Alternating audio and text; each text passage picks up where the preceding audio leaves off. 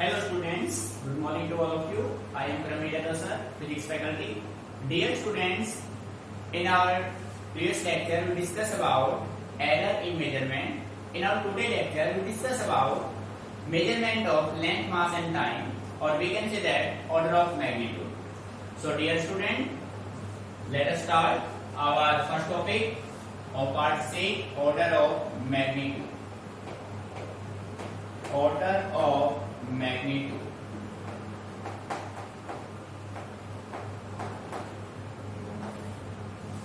बेटे order of magnitude की अगर हम बात करें तो सिंपल वे में हम ये कह सकते हैं the power of 10 nearest to the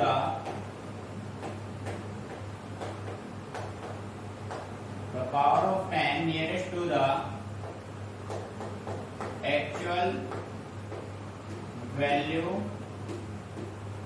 of the magnitude of the physical quantity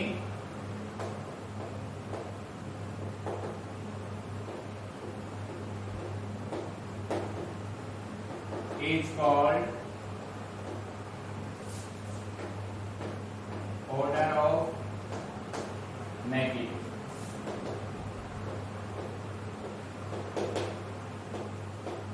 बेटे ध्यान से देखिए, द पावर ऑफ 10 यानी 10 की जो पावर होंगे, the power of 10 nearest to the actual value of the magnitude of the physical quantity is called order of magnitude. बेटे order of magnitude simple means आपके पास जो भी मैथमेटिकल फॉर्म है, जो भी न्यूमेरिकल वैल्यू है, उन सभी को आप 10 की पावर में एक्सप्रेस कर दीजिए तो फिजिकल क्वांटिटी का क्या बन जाएगा, order of magnitude. For example, order of magnitude of radius of earth is 10⁷ metre. बेटे हमने कहा जो अर्थ का रेडियस है उसका जो ऑर्डर ऑफ मैग्नीट्यूड होगा वो 10⁷ मीटर होगा। कैसे होगा, देखिए एक्चुअलिटी में अगर हम बात करें, एक्चुअल में अर्थ का रेडियस होता है 6400 किलोमीटर। जब आपने इसको मीटर में कन्वर्ट किया तो ये बना 6.4 × 10⁶ मीटर। अब प्यारे बच्चों, आपने 6.4 को राउंड ऑफ किया। भाई जैसे हम राउंड ऑफ करते हैं तो हम देखते हैं अगर डाटा 5 या 5 से ग्रेटर है तो आप उसमें 1 ऐड कर देते हो, ठीक है। तो सिमिलर बेटे ऑर्डर ऑफ मैग्नीट्यूड में आपको करना क्या है, अगर कोई वैल्यू 10 से ग्रेटर 5 से ग्रेटर है, 5 है तो उसको आप 10 काउंट करेंगे। कोई वैल्यू लेस देन 5 है तो उसको आप 10⁻0 काउंट करेंगे। सेकेंड एग्जाम्पल आप ले सकते हैं, इफ, या आप ये कह सकते हैं 4.9 लेस देन किससे है, 5। सो इसका जो ऑर्डर ऑफ मैग्नीट्यूड होगा ना, ऑर्डर ऑफ मैग्नीट्यूड बेटे 4.9 लेस देन 5 है तो इसका ऑर्डर ऑफ मैग्नीट्यूड होगा 10⁻0। इसको राइट करेंगे 10⁻0। मान लीजिए आपके पास है 5.1, सो 5.1 ग्रेटर किससे है, 5 से, तो इसका जो ऑर्डर ऑफ मैग्नीट्यूड होगा, ऑर्डर ऑफ मैग्नीट्यूड जो होगा वो इसका होगा 10⁻1। यानी कि आपके पास कोई डाटा 5 या 5 से ग्रेटर है तो उसको आप सिंपली क्या राइट करेंगे, 10⁻1, ठीक है। इसी तरीके से बेटे 6.4 किससे ग्रेटर है, 6.4 इज ग्रेटर देन 5, सो 6.4 को आप क्या काउंट करेंगे, 10 काउंट करेंगे। सो 10 ये हो गया, 10⁶ ये हो गया, तो ये क्या बन जाएगा, 10⁻7। बात समझ में आ रही। इसी तरीके से मान लो आपके पास एक न्यूमेरिकल वैल्यू हमने ये दी 49। बेटे जो आपका 49 है ना, ये लेस देन किससे है, 50 से है। सो 49 में जो पावर ऑफ 10 आपका होगा ना, इसका जो ऑर्डर ऑफ मैग्नीट्यूड होगा, ऑर्डर ऑफ मैग्नीट्यूड इसका भी क्या रहेगा, 10⁻1 रहेगा। बात समझ आ रही है। 49 को आप क्या राइट करेंगे बेटे, 49 को 4.9 इंटू 10⁻1 काउंट कर सकते हैं। भाई 49 कैसे लिखेंगे 4.9 इंटू 10⁻1। अब यहाँ पे देखिए 4.9 आपका लेस देन किससे है 5 से, सो ऑर्डर ऑफ मैग्नीट्यूड इसका क्या रहेगा 1 रहेगा। मीनिंग आ रहा है समझ में? ठीक है। सो प्यारे बच्चों अगर हम बात करें 51 की, 4 पे आपने लिया 51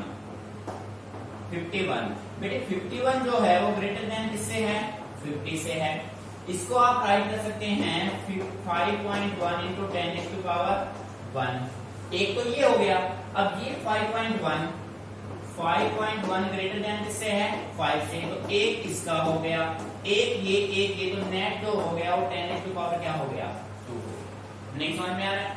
आपको बस देखना ये है कोई डाटा 5 या 5 से ग्रेटर है तो सिंपली आप उसको राइट करेंगे 10⁻1। ठीक है। तो बेटे आपने देखा ऑर्डर ऑफ मैग्नीट्यूड में 10⁻, अगर आपके पास 5 है तो भी आप उसको क्या लिखेंगे 10⁻1। आपके पास 4.9 है तो उसको आप लिखेंगे 10⁻0। सो बेटे यहां से हमने ये कंक्लूड किया जो ऑर्डर ऑफ मैग्नीट्यूड है उसके एडवांटेजेस भी हैं और उसके क्या है डिसएडवांटेजेस भी हैं। सो प्यारे बच्चों एडवांटेज की बात हम करें तो हम कह सकते हैं आपका जो कैलकुलेशन होगा वो बिल्कुल इजी हो जाएगा, क्योंकि आपके पावर जो भी डाटा होंगे वो पावर ऑफ 10 में एक्सप्रेस होंगे, उसको सोल्व करना बिल्कुल इजी है। और सेकेंडली अगर हम इसके लिमिटेशंस या ड्रॉबैक्स की बात करें तो आप देख रहे हैं कि ये 5 को 10 काउंट करता है और 4.9 को 10⁻0, इसका मतलब 1, यानी कि डाटा आपके काफी मिसमैच कर रहे हैं, आपका रिजल्ट एक्यूरेट आ ही नहीं सकता। अगर आप ऑर्डर ऑफ मैग्नीट्यूड से किसी न्यूमेरिकल को सोल्व कर रहे हैं प्यारे बच्चों तो उस केस में आपके डाटा एक्चुअल मैच नहीं करेंगे, कुछ परसेंट या मैक्सिमम एरर भी वो वहां पे दे सकते हैं। ठीक है। बट ऑर्डर ऑफ मैग्नीट्यूड को हमने बेसिकली यूज क्यों किया?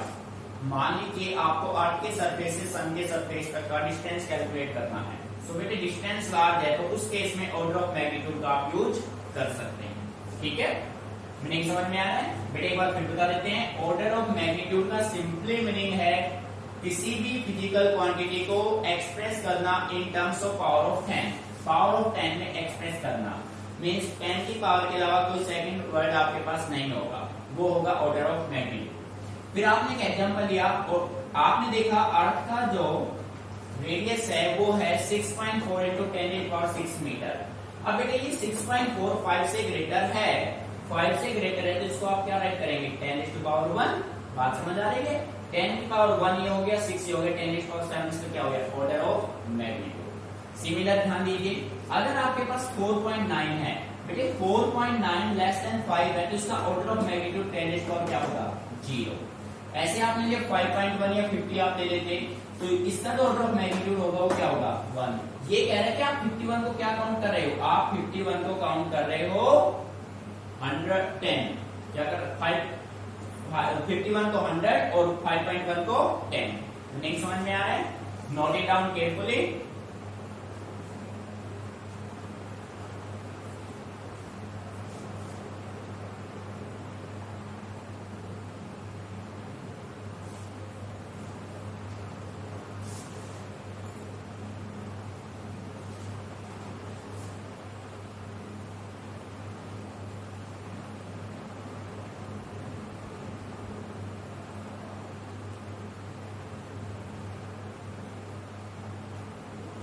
Student clear? सो प्यारे बच्चों now we talk about measurement of length. Rough कर देते हैं।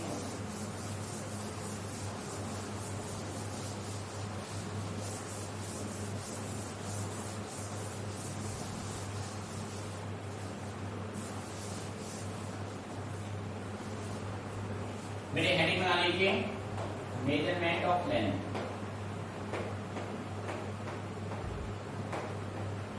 Measurement of length. बेटे बेसिकली अगर हम मेजरमेंट में बात करें तो लेंथ को आप 2 वे में मेजर कर सकते हैं। भाई मान लीजिए मैंने आपसे कहा कि आपके पास ये कोई एक वायर है, इस वायर के लेंथ को आपको मेजर करना है, तो बेटे आप क्या करेंगे, आप मीटर स्केल का हेल्प लेंगे और इसको मेजर कर देंगे। मैंने कहा भाई आपके पास एक थ्रेड है, आपको उस थ्रेड का डायमीटर कैलकुलेट करना है, तो बेटे आप डायमीटर फाइंड आउट करने के लिए स्क्रू गेज का यूज कर लेंगे या स्पेरोमीटर का यूज कर लेंगे। ठीक है, यानी कि ये सभी आप डायरेक्ट यूज कर रहे हैं। ठीक है।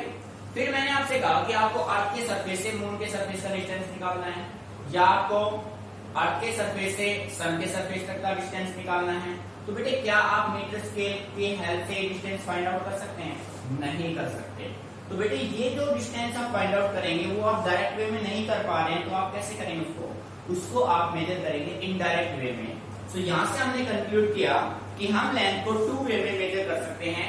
फर्स्ट मेथड होगा डायरेक्ट और सेकंड आपका होगा indirect method, right. So we can say that length can be measured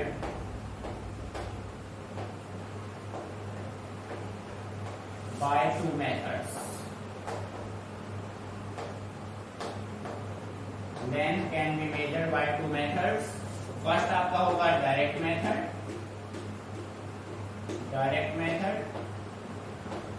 और बेटे सेकंड आपका होगा indirect method,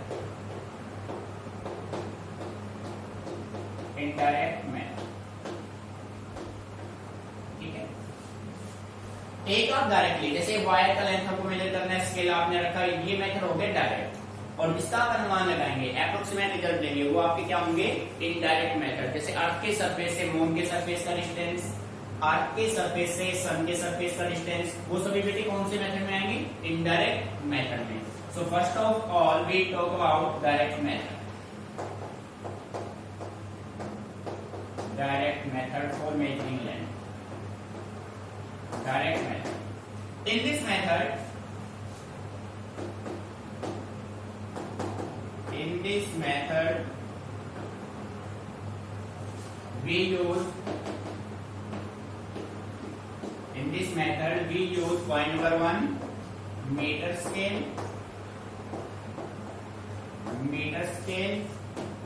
for measuring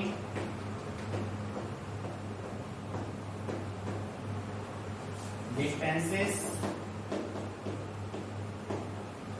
from 10 raised to power minus 3 meter to 10 raised to power 2 meter। बेटे 10 raised to power minus 3 metre से 10 raised to power 2 metre तक का distance आपको major करना है, तो आप किसका यूज कर लेंगे? मीटर स्केल का। सेकेंडली वर्नियर कैलिपर्स, ये एक इंस्ट्रूमेंट होता है, लेबोरेटरी में देख सकते हैं आप इसको। Vernier callipers for measuring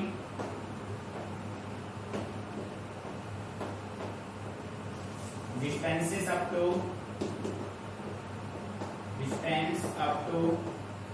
10 raised to power minus 4 metre, ठीक है भाई। Number 3 screw gauge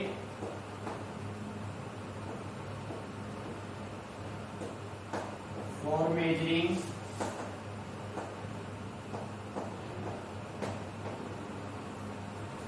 distance up to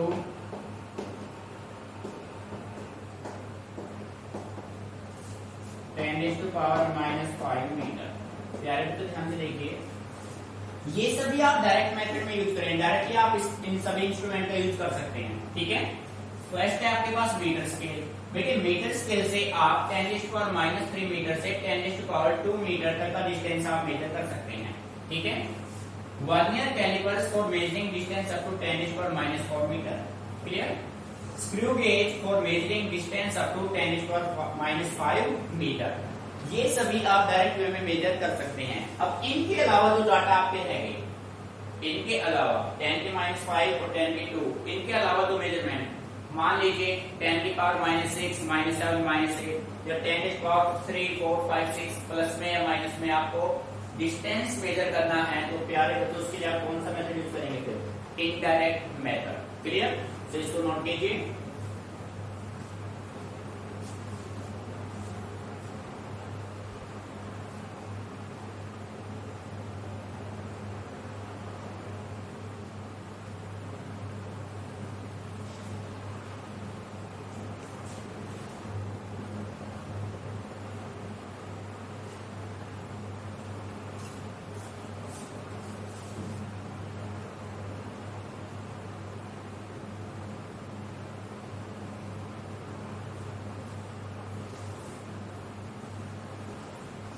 बेटे क्लियर यहां तक? ठीक है। सो डायरेक्ट मेथड के बाद अब हम बात करते हैं indirect method.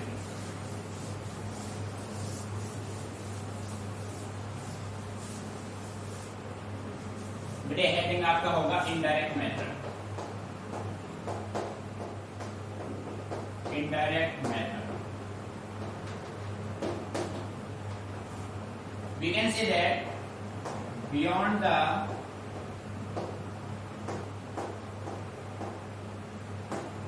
range of 10 raised to power minus 5 metre to 10 raised to power plus का 2 मीटर। देखो बेटे 10 की पावर माइनस 5 मीटर तक का डिस्टेंस मेजर करता था आपका स्क्रू गेज, 10 की पावर 2 मीटर तक का डिस्टेंस आपका करता है मीटर स्केल। अब आपको डिस्टेंस मान लीजिए 10 की पावर माइनस 5 से लेस, 10 की माइनस 6 माइनस 7 माइनस 8 ऐसे आपको मेजर करना है। राइट साइड में 10 की पावर 3 4 5 6 ऐसे आपको डिस्टेंस मेजर करना है। तो प्यारे बच्चों उन सभी के लिए जो मेथड्स आप यूज करेंगे ना वो सभी मेथड कौन से होंगे? Indirect method. नहीं समझ में आ रहा है? ठीक है। बियॉन्ड द रेंज ऑफ 10 की पावर माइनस 5 मीटर टू 10 की power 2 metre we use indirect method.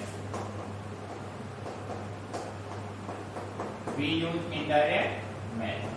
ठीक है। अब प्यारे बच्चों इनडायरेक्ट में कौन कौन से मेथड आएंगे? So first of all we talk about echo method. Echo method second will be laser method. Laser method third sonar method.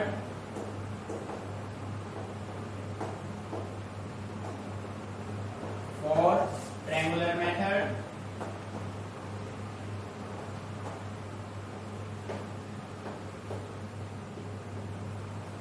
Fifth parallax method.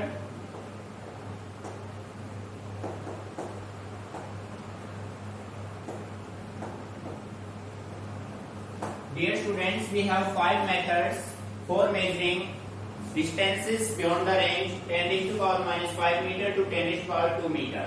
First will be eco method, second laser method, third sonar method, fourth आपका triangular method and fifth last one is parallax method, right? So dear student, in 5 methods के help से आप indirect measuring distance को measure कर सकते हैं। ठीक है, note it down।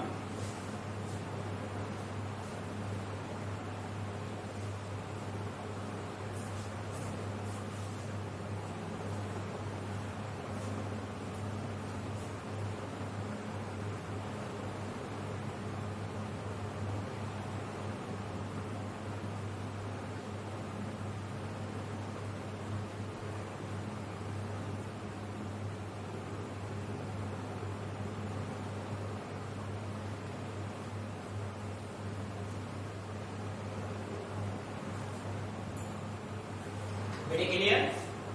बेटे अब सबसे पहले हम बात करते हैं इको मेथड। भाई इको मेथड का यूज आप कौन से डिस्टेंस को मेजर करने के लिए आप करेंगे? ठीक है। तो बेटे फर्स्ट वन आपका है इको मेथड। हेडिंग बना लीजिए सभी। फर्स्ट आपका है इको मेथड। इको मेथड बेटे मान लीजिए कोई माउंटेन एरिया में हिल एरिया में आप गए और आप चाहते हैं कि उस हिल का हाइट आपको फाइंड आउट करना है। उस हिल के हाइट को फाइंड आउट करने के लिए आपको एक इनडायरेक्ट मेथड का रिक्वायरमेंट है। That indirect method is echo method. ठीक है। अब बेटे आप है ना बेसिकली देखते हैं इको मेथड में होता क्या है? इको मेथड आपका वर्क करता है रिफ्लेक्शन ऑफ साउंड पे। साउंड वेव का रिफ्लेक्शन होता है। कैसे? आप मान लीजिए इस तरीके से आपके पास ये कोई एक वे ये हो गया, एक वे इधर गया, एक इधर गया, ये टी शेप में कोई एक रास्ता है। ठीक है। सामने यहां से बिल्कुल क्लोज है। क्लियर? आपने यहां से साउंड दी। बेटे जब आप यहां से साउंड देंगे ना तो ये यहां से इससे स्ट्राइक करेगा, रिफ्लेक्ट बैक होगा, आपको साउंड सुनाई देगा। ऐसा होता है ना? या फिर आप लोग देखते हैं कोई कुआं है, बंद पड़ा हुआ है, आप उसके अंदर आवाज करते हैं, रिफ्लेक्ट होकर आवाज आपकी आती है। तो बेटे ये जो मेथड है ना, ये आपका कौन सा मेथड है? This method is said to be echo method. Echo method is basically used to find the distance of a hill, height of a hill, right? So we can say that this method is used to find the height of a hill। बेटे किसी हिल, किसी पहाड़ी का height आपको calculate करना है तो आप कौन सा मेथड यूज करेंगे? इको मेथड यूज करेंगे। अब बात ये आती है कि इको मेथड से आप किसी भी हिल का हाइट कैसे फाइंड आउट करेंगे? तो हम ये कह सकते हैं ये मेथड काम कैसे करता है। देखो बेटे, समझना है, रटना नहीं है। चीजों को समझ लेंगे तो बिल्कुल इजी कंसेप्ट हो जाएगा। आप मान लीजिए कि आपके पास ये कोई एक हिल है,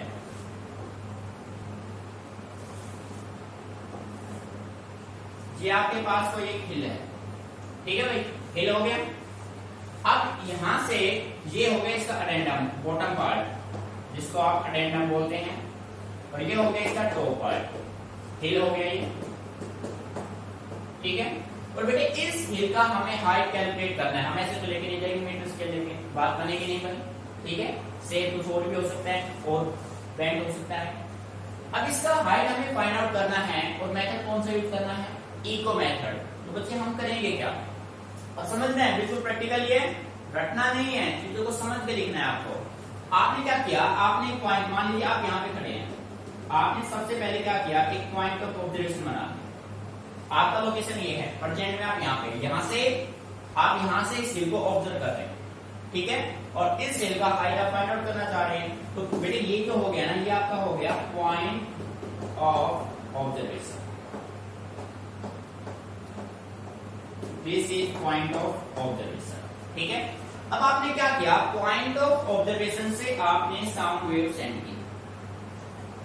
साउंड वेव क्या, कितना डिस्टेंस कवर करेगा ये गया x जाने में और x आने में। बात समझ में आ रही? x डिस्टेंस कवर करेगा जाने में, x डिस्टेंस कवर करेगा आने में। जाने में कुछ टाइम लेगा, आने में कुछ टाइम लेगा। कितना टाइम लेगा? t टाइम मान लेते हैं। बेटे टाइम इसका कितना मान लिया? t। कुछ स्पीड से जाएगा, स्पीड कितना मान लिया? v। बेटे ध्यान दीजिए, v स्पीड से गया, कुछ स्पीड से जाएगा, कुछ स्पीड से आएगा। x डिस्टेंस जाने में, x डिस्टेंस आने में, जे इससे टकराएगा तो इस साउंड वेव ऐसे ट्रेवल करेंगे, ठीक है। ये आपने सेंड क्या कर रखा है? Sound wave. बेटे ध्यान समझिए, this is the point of observation. Point of observation से आपने साउंड वेव सेंड किए किसकी तरफ? टुवर्ड्स हिल, ठीक है। हिल की तरफ आपने साउंड वेव सेंड किए। अब ये साउंड वेव इस हिल से क्या होंगे? स्ट्राइक होंगे। स्ट्राइक होने के बाद क्या होंगे? वापस रिफ्लेक्ट होंगे। यानी कि ये आपका हो गया इंसिडेंट, ठीक है, और ये हो गया रिफ्लेक्टेड बैक। रिफ्लेक्टेड बैक, यहां से इंसिडेंट होगा, इंसिडेंट, और ये हो गया रिफ्लेक्टेड बैक। बात समझ आ रही है? बेटे जब वापस आएगा ना, आपको करना क्या? देखो, स्पीड ऑफ साउंड आपको क्लियर है। Speed of sound 332 metre per second होता है। टाइम आप ऑब्जर्व कर लेंगे, इको जब आपको सुनाई देगा। डिस्टेंस आपको निकालना है यहां से, ठीक है। Diagram clear? अच्छे से इसको एक बार बना लीजिए तरीके से। मेन जो आपका ज्योमेट्री पे डिपेंड कर रहा है।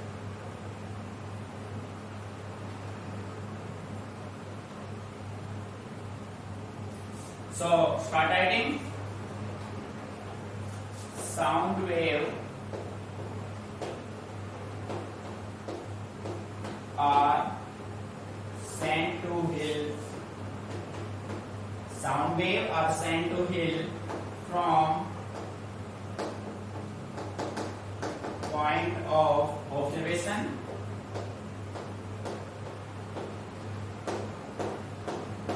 बेटे आपने साउंड वेव को पॉइंट ऑफ ऑब्जर्वेशन से हिल की तरफ सेंड किया। अब क्या होगा? ये साउंड वेव स्ट्राइक करेंगे और रिफ्लेक्ट बैक होंगे towards observer. Sound wave strike the hill strike the hill and reflected back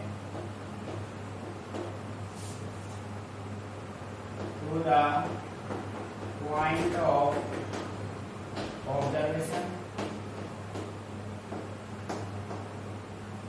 by measuring the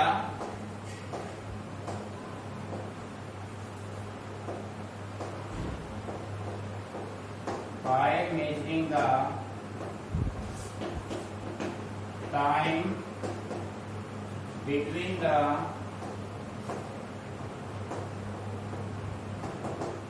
transmission and hard echo, we find the distance of the hill. देखो पहले तो काम कैसे करेगा। ये आपका हो गया पॉइंट ऑफ ऑब्जर्वेशन। आपने पॉइंट ऑफ ऑब्जर्वेशन से साउंड वेव स्ट्राइक किए, इंसिडेंट किए हिल पे। ये साउंड वेव हिल से स्ट्राइक करेंगे, स्ट्राइक करने के बाद रिफ्लेक्ट बैक होंगे टुवर्ड्स पॉइंट ऑफ ऑब्जर्वेशन। ठीक है, रिफ्लेक्ट बैक होने के बाद आप टाइम को मेजर कर लेंगे।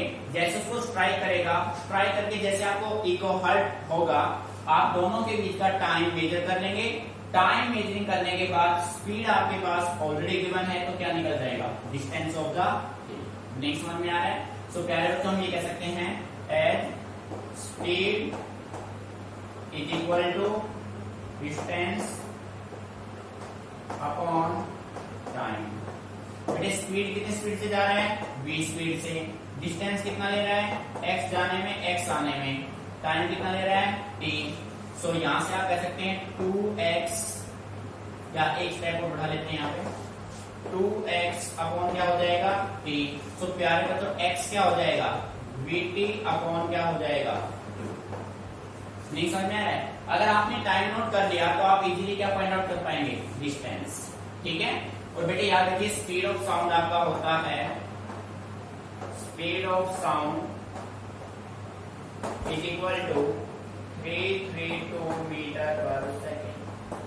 ठीक है, this is speed of sound, light का speed 3 into 10⁸ metre per second. Clear. तो बेटे ये जो लाइन हमने ड्रॉ की, कोई भी आपको रटिफिकेट नहीं करना है, कंप्लीटली लाइन सारे हमने इस डायग्राम से रिप्रेजेंट किए। बेटे ये साउंड एक बार इसको नोट करो, फिर एक्सप्लेन करते हैं दोबारा।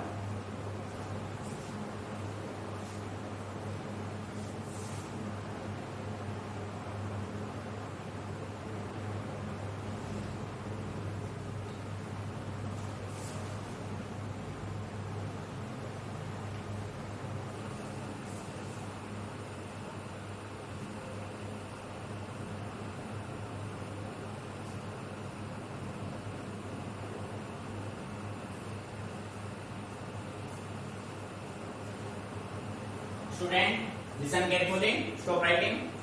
बेटे echo method means this method is used to find the height or distance of a hill.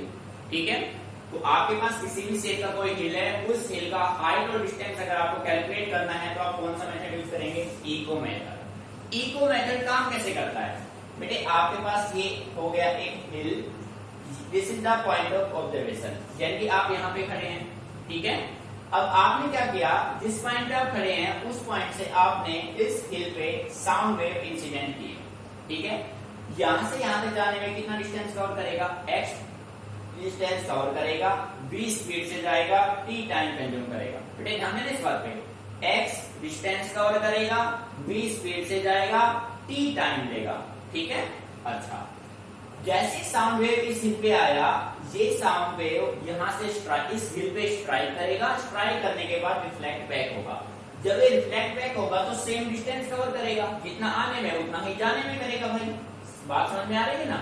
ठीक है, ये वापस चला जाएगा यहाँ पे, वापस जाने का तब आप क्या करेंगे, डिस्टेंस आपका हो गया 2x, जो कि आपको फाइंड आउट करना है, x आपको फाइंड आउट करना है।